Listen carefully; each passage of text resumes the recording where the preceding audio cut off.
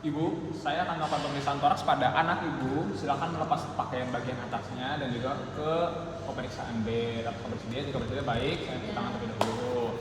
Kemudian saya akan memeriksa pada bagian dada pasien. Pertama secara statis. Oke. Selanjutnya secara dinamis. Enggak, statis dulu langsung interpretasi aja lah. Baik, secara statis dari bentuk dada tidak ditemukan adanya abnormalitas, bentuk dada normal, simetri, tidak ada tumor, tidak ada kelainan kulit, dan juga tidak ada tadi deformitas bentuk dada. Kemudian saya akan lakukan secara dinamis.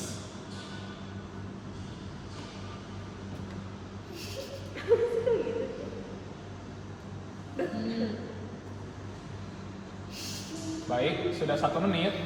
Jadi dari inspeksi secara dinamis tidak ditemukan adanya keterlambatan gerak, tidak ditemukan adanya retraksi. Terus untuk frekuensinya itu normal 30, iramanya reguler. Untuk kedalaman normal lah, usaha nafas normal, dan juga tidak ada pola nafas abnormal. Selanjutnya saya akan memeriksa ictus cordis. Baik, secara inspeksi ictus cordis tidak terlihat. Seperti itu. Selanjutnya saya akan melakukan palpasi pada pasien. Pertama, saya akan melakukan palpasi pada kedua jari. Ini kalau ada yang salah itu aja ya. Koreksi aja. Kenapa palpasi gitu? Ini dua jari. Dua jari tuh begini. Gini coy. Apa ini kok kasih? Gini ya. Bukan. Kamera di sini. Baik, dari palpasi tidak ditemukan adanya nyeri tekan dan juga tidak ditemukan adanya krepitasi. Selanjutnya saya akan memeriksa dan menilai pengembangan di dinding dada menggunakan satu palmar. Sama kayak dinamis ya sebenarnya. Baik, tidak ada keterlambatan pada pengembangan dinding dada. Selanjutnya saya akan memeriksa dan menilai rhinitis taktil menggunakan tapi karena anaknya tidak menangis, rhinitis taktil tidak bisa dilaksanakan. Tadi kalau di sana tuh ada dokternya. Ya, bagaimana dok rhinitis taktilnya? Oh, nggak nangis, berarti tidak bisa dilakukan. Selanjutnya saya akan memeriksa dan menilai adanya masal mediastinum menggunakan 2 jari tadi sampai ke perbatasan abdomen.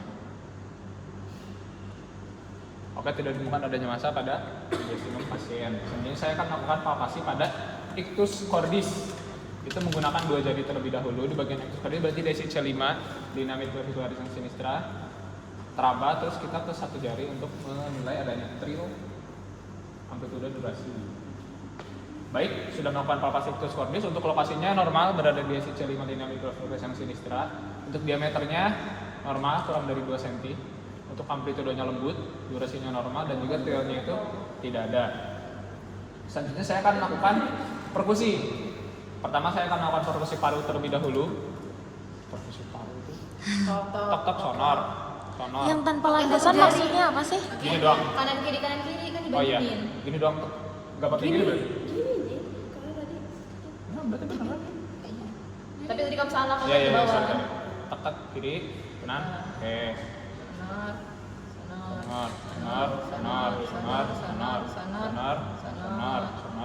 Sonar. Oke. Dari tulisan perkusi paru itu ini tanpa landasan. Nggak tahu tadi Chandra ngomong tanpa landasan. Boh aku tulis. Ini berarti cuma Gini doang, tok doang. gini doang. Iya, Di sini tulisannya tanpa landasan. Gini doang, tok. Oke, sonar semua. Selanjutnya saya akan memeriksa pemeriksaan batas paru hepar di kanan berarti kan. Tok dari midclavicular ke bawah, tok sonor, peka. Nah, ditemukan perpindahan dari sonor ke peka itu dari C5 linea midclavicularis yang dextra. Jadi paru hepar itu normal. Terus selanjutnya saya akan memeriksa dan melakukan batas jantung. Cuki. Nah, jadi untuk jantung itu saya akan ambil dari lateral mid axilla yang bagian sinistra ke bagian medial. Di sisi 1 terlebih dahulu, sonor. Selanjutnya saya akan turun ke sisi 2 dari linea mid axilla. Sonor, redup. Baik, ditemukan suara redup di sisi 2 linea parasternalis yang Sinistra. Selanjutnya saya akan turun ke SIC3, sonor, redup ditemukan. Redup itu di dynamic clavicularis SIC3 yang sinistra. Saya akan turun ke SIC4, sonor, redup di SIC4 dynamic clavicularis yang sinistra. Saya turun ke SIC5, sonor, redup ditemukan. Suara redup di SIC5 dynamic clavicularis yang sinistra. Terus turun satu lagi SIC6, sonor.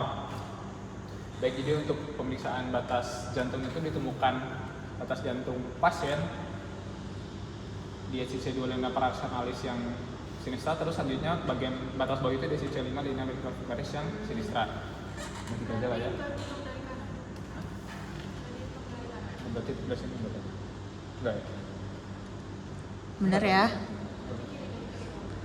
Oke. Selanjutnya saya akan melakukan auskultasi. Jadi lagi video. Saya melakukan auskultasi. Pertama saya akan auskultasi di 6 titik.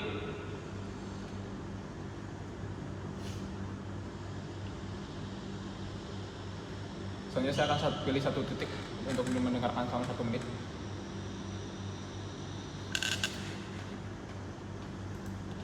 Selanjutnya saya akan mendengarkan bunyi jantung.